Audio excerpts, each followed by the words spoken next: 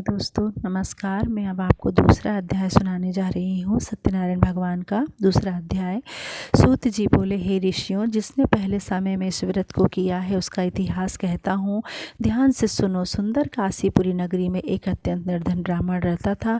वह भूख और प्यास से बेचैन हुआ नित्य पृथ्वी पर घूमता था। ब्राह्मणों से प्रेम करने वाले भगवान ने ब्राह्मण को दुखी देखकर बूढ़े ब्राह्मण का रूप धर उसके पास जा आदर के साथ पूछा, हे विप्र, नित्य दुखी हुआ पृथ्वी पर क्यों घूमता है? हे श्रेष्ठ ब्राह्मण, यह सब मुझसे कहो, मैं सुनना चाहता हूँ। ब्राह्मण बोला, मैं निर्धन ब्राह्मण हूँ, भिक्षा के लिए पृथ्वी पर फिरता हूँ। हे भगवान, यदि आप इसका उपाय जानते हो तो कृपा कर कहो। वृद्ध ब्राह्मण बोला कि सत्यनारायण भगवान मनवांछित फल देने वाले हैं, इसलिए हे ब्राह्मण तू उनका पूजन कर, जिसके करने से मनुष्य सब दुखों से मुक्त होता है। ब्राह्मण को व्रत का सारा विधान बतलाकर बूढ़े ब्राह्मण का रूप धारण करने वाले सत्यनारायण भगवान अंतर्ध्यान हो गए। जिस व्रत को वृद्ध ब्राह्मण ने बतलाया है मैं उसको अवश्य करूँगा।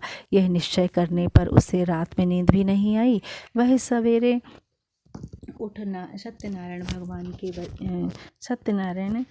भगवान के व्रत का निश्चय कर भिक्षा के लिए चला। उसको भिक्षा में बहुत धन मिला, जिससे बंधु बांधवों के साथ उसने सत्यनारायण का व्रत किया।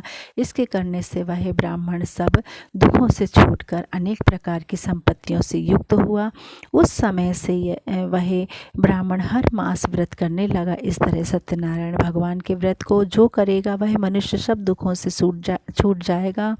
इस तरह नारद जी से नारायण का कहा हुआ यह व्रत मैंने तुमसे कहा। हे विप्रो, मैं अब और क्या कहूँ? ऋषि बोले, हे मुनीश्वर, संसार में इस ब्राह्मण से सुनकर किस किस ने इस व्रत को किया, हम सब यह सुनना चाहते हैं। इसके लिए हमारे मन में श्रद्धा है।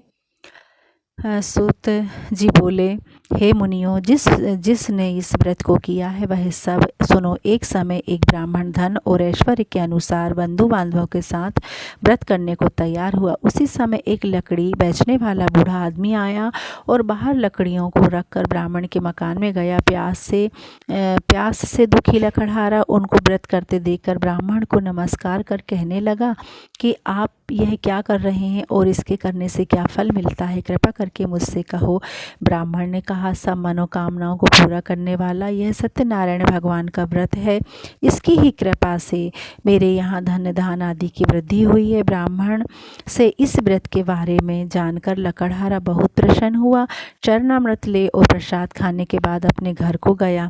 लकड़हारे ने अपने मन में इस प्रकार संकल्प किया कि आज नगर में लकड़ी बेचने से जो धन मिलेगा उसी से सत्यनारायण देव का उत्तम व्रत मैं करूँगा।